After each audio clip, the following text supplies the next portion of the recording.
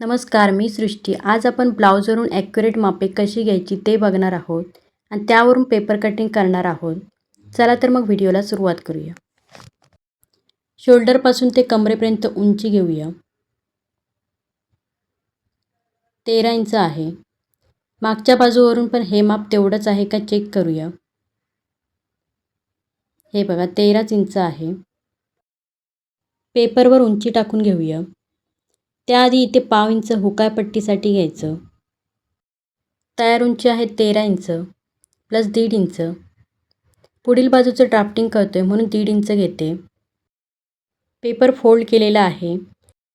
खालच्या पेपरवर मागची बाजू आपल्याला मिळेल. मापे टाकताना हे पाव इंच गृहीत धरायचं नाही. आता शोल्डर बघूया किती आहे.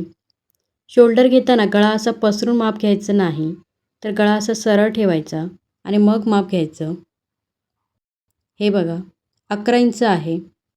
तुम्ही मागच्या गळ्यावरून पण शोल्डर किती घ्यायचं ते ठरवू शकता. 9.5 इंच गळा आहे. 9.5 इंच गळ्याला 11 इंच शोल्डर बरोबर आहे. 11चे निम्मे 5.5 इंच घेऊया. मुंडा खोली 6 इंच घेते. इथे शोल्डर एवढंच खाली घेऊन मुंड्याची लाईन खाली सरळ आखून घ्यायची. नंतर छातीचं माप घेऊया. ब्लाऊजचे हुक लावून छातीचं माप घ्यायचं.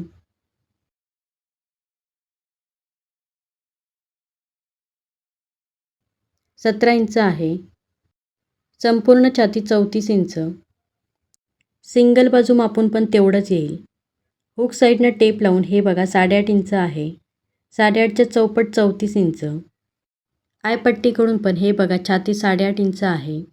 आयपट्टी ही वाढीव असते म्हणून माप घेताना आयपट्टी सोडून घ्यायचं. त्यानंतर कंबर आहे 14 इंच. संपूर्ण कंबर आहे 28 इंच.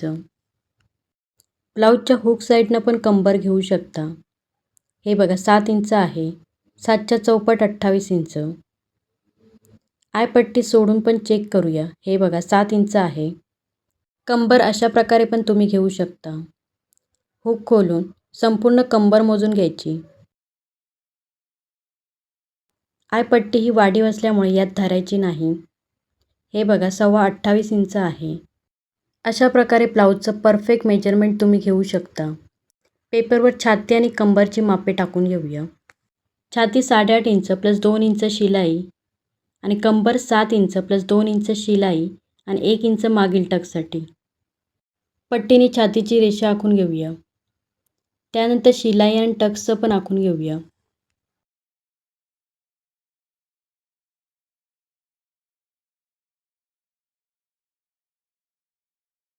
ब्लाऊजची फिटिंगची बाजू लावून बघूया. हे बघा हे शिलाईमध्ये जाईल.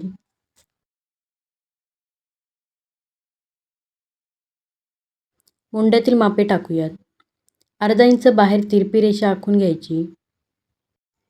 1 इंचावर पुढील शेप आणि 1.5 इंचावर मागील शेप आखून घेऊया.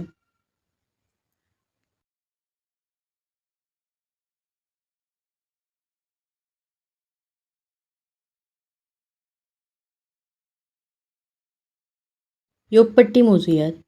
योगपट्टी हुककडून 2.5 इंच आणि फिटिंगकडून 1.5 इंच आहे. शिलाई 1 इंच ॲड करून आयपट्टीकडून 3.5 इंच आणि फिटिंगकडून 2.5 इंच घेते.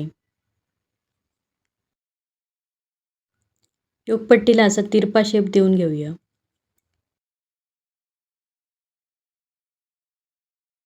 आता कटोरी किती आहे मोजूया. कटोरी आयपट्टीकडून 5.25 इंच आहे आणि हुककडून 5 इंच आहे. यापैकी कोणतं पण माप घेऊ शकता. काखेतील हे अंतर 1.25 इंच आहे. अर्धा इंच हाताकडून शिलाई ॲड करायची. साईडपार्टकडून पाव इंच आपण वाढवणारच आहोत. 1.25 इंच प्लस अर्धा इंच टोटल 2.25 इंच घेते. कटोरीचं माप योगपट्टीवर 5.25 इंच घेते आणि पुढील शेपपासून 2.25 इंच घेते.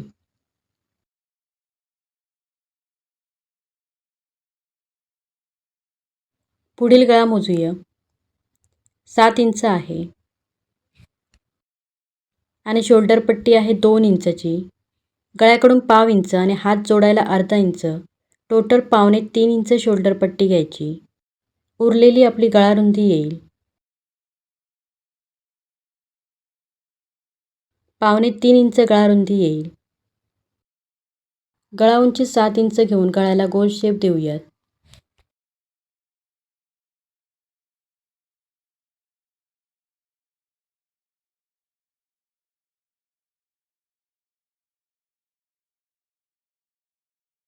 कटोरीचे हे 2 पॉईंट मिळाले. कटोरी गळ्याकडून बघूया किती आहे.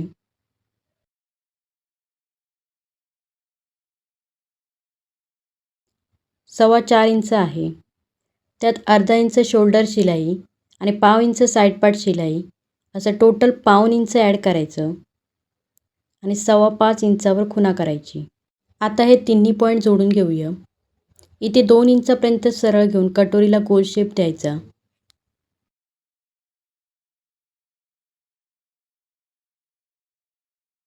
ब्लाऊजची हुक पट्टी मोजूयात. 7 इंच आहे. यावरून ब्लाऊजचा पुढील गळा परफेक्ट आपल्याला समजेल.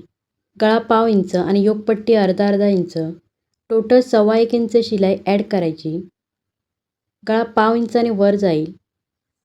अशा प्रकारे पुढील गळ्याचं परफेक्ट माप तुम्ही घेऊ शकता. हे बघा, ब्लाऊजवरून परफेक्ट मापे घेऊन पुढील बाजूचं ड्राफ्टिंग करून घेतलं. आता बाजू कट करून घेऊया. कडेने आधी कट करून घेऊया, जेणेकरून मागची बाजू आपल्याला मिळेल.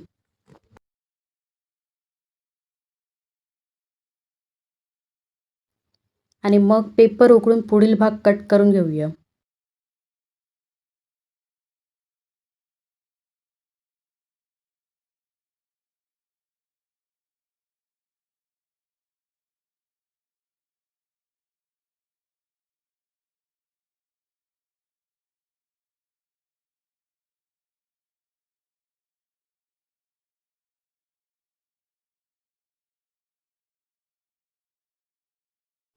पुढील भाग कट करून घेतल्यानंतर मागच्या बाजूमध्ये हुकाय पट्टीसाठी एक्स्ट्रा घेतलेलं कट करून घेऊया.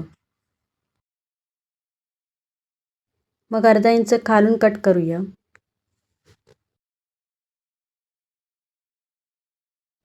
त्यानंतर मागचा गळा आखूयात. शोल्डर पट्टी पुढील बाजू एवढीच घ्यायची.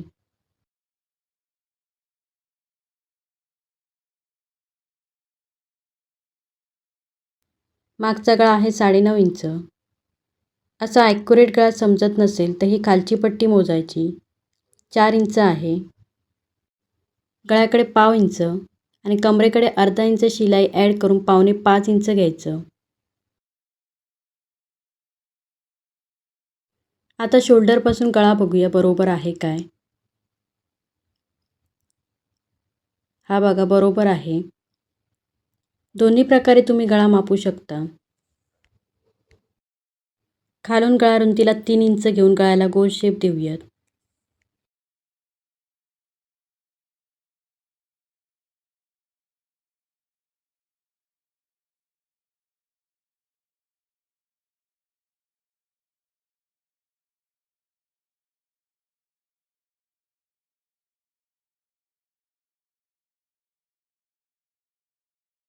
हे बघा, सर्व भाग कट केले. साईड पार्ट इथून पाव इंच कपड्यावर वाढवायचं आहे. हे अंतर शिवून 1.25 इंच येईल. कटोरी वाढवूया. कटोरी आहे तशी दुसऱ्या पेपरवर आखायची.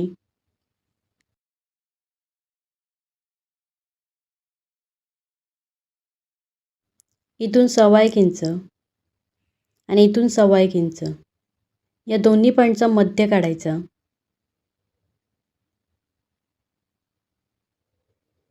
आणि मध्यापासून खाली 1.5 इंच. इथे पाव इंच साईड पार्ट शिलाई. इथे आधीच हुकाय पट्टीसाठी पाव इंच घेतलेलं. आता हे सर्व पॉईंट जोडून घेऊया.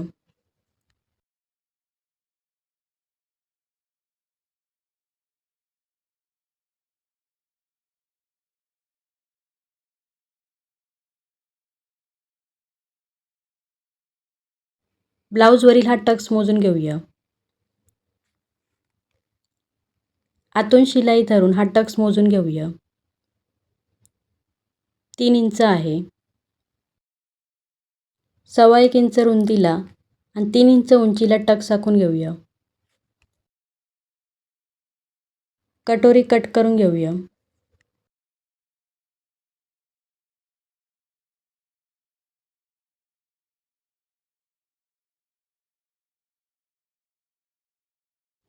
आता हात कटिंग करूया. हातासाठी पेपर असा फोल्ड केलेला आहे. बंद बाजू आपल्याकडे आहे. ब्लाऊजची तयार उंची आहे 4.25 इंच. हे अंतर आहे 1 इंच.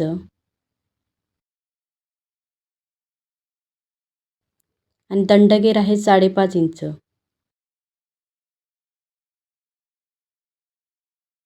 अस्तरचा ब्लाऊज असल्यामुळे हात उंचीमध्ये 1 इंच घ्यायचं. 4.25 इंच प्लस 1 इंच. पुढे पण माप टाकूयात. पट्टीने सरळ लाईन आखून घेऊया.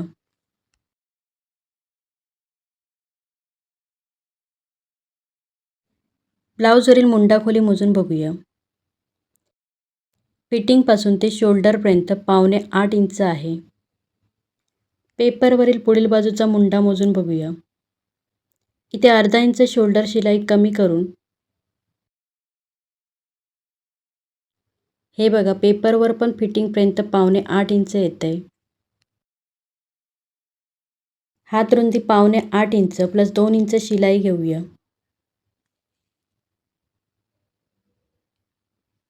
बॉक्स आखून घेऊया. काखेतील फिटिंगचा भाग 1 इंच आहे. अर्धा इंच हाताकडून आणि अर्धा इंच दंडगेर टोटल 2 इंच घेते.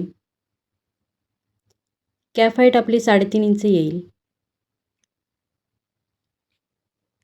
इथे 2 इंच सरळ घेते. दंडगेर 5.5 इंच प्लस 2 इंच शिलाई.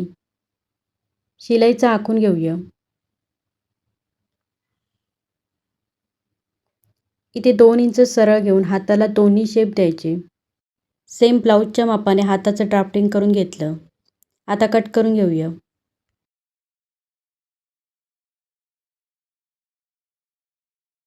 पुढे शेप पेपर उघडून कट करायचा आहे.